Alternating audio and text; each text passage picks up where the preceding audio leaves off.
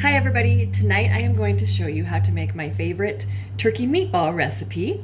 So for that recipe, I'm going to use 16 ounces of ground turkey breast, which says has 110 calories per 4 ounces. I'm going to use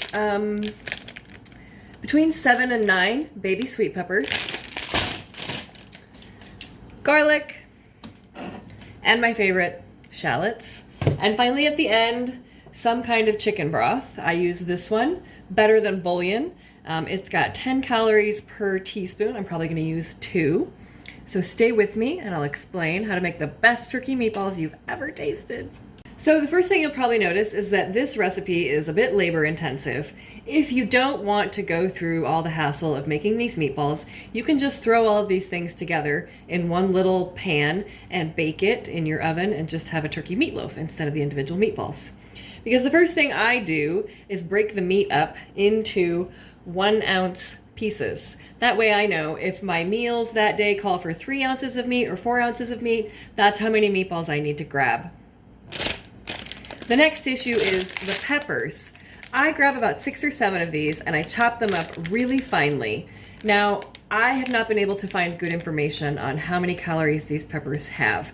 On MyFitnessPal, the information is all over the board. And I think the most reliable that I found is that 3 peppers have 25 calories. However, I am really lazy when it comes to chopping these peppers, so I'm not eating the whole thing. I chop about this much off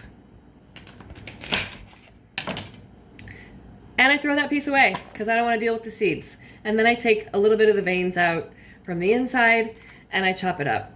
So I used 7 peppers for my recipe today and I'm going to call it 60 calories and then we'll do the math at the end. So I've got my 1 ounce turkey meatballs here. I've got my finely chopped shallots, garlic, and peppers, and I've got my lightly greased pan, lightly greased with coconut oil.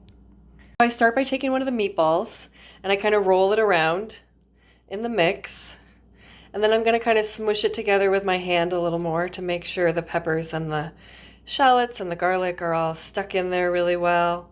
Return it to its meatball shape, and then I'm going to plop it in the pan. And I'm going to do that until I run out of room. My next step is to brown the meatballs on medium to low heat for about 3 minutes on each side. And then I'm going to flip them and let them brown on the other side for another 3 minutes. My final step is to dissolve 2 teaspoons of my chicken bouillon into warm water. And then I'm going to pour them over the meatballs and let the meatballs simmer for about 10 minutes.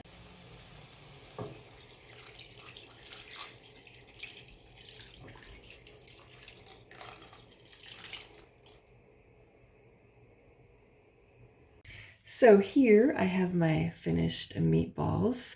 You'll notice I didn't add any salt to the recipe. I salt the meatballs right before I eat them. I like to cut them in half, throw a little salt on there.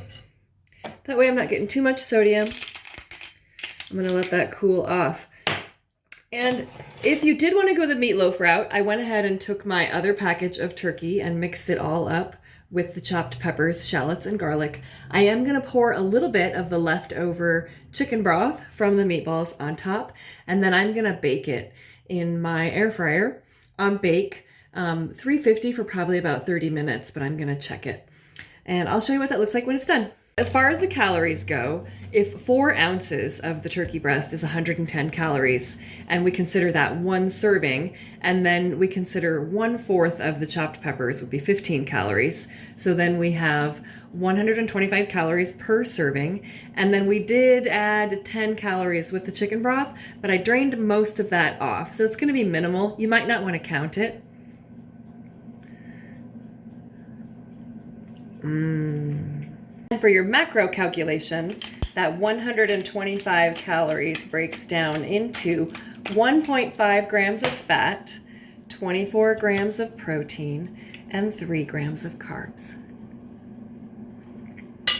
The meatloaf is done. Looks like I overcooked it just a little bit, just a little too dark. on the top, but it looks delicious.